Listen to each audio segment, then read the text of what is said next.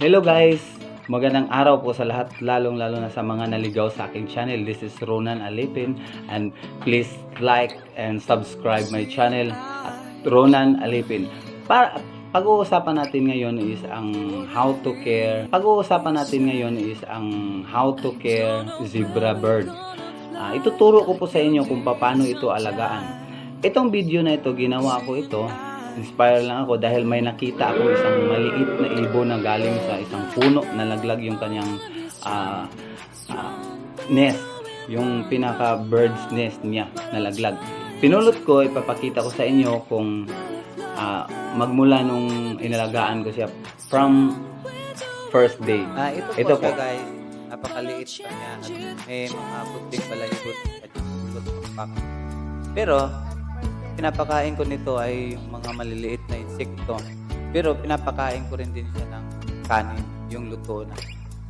Yan, tignan nyo kung gaano siya kaliit. Tapos hindi pa bumubuka yung kanyang mga mata. Yan, liksiliksik niya. Saka napakaliit. Napakahirap po ng mag-alaga ng isang ibon, lalo na yung maliit pa siya. Tapos maliit yung kanyang bunganga pagpapakain. Ang ginamit kong pampakain sa kanya ay yung cooler.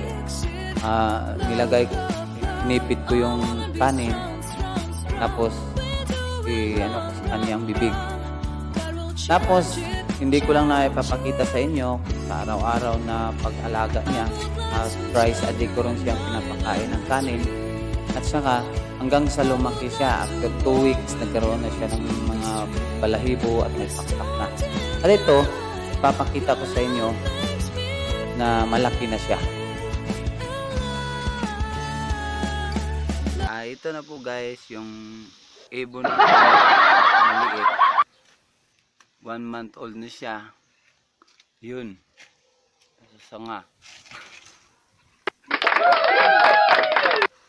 Ayan siya, oh. Ang tawag dyan, zebra bird.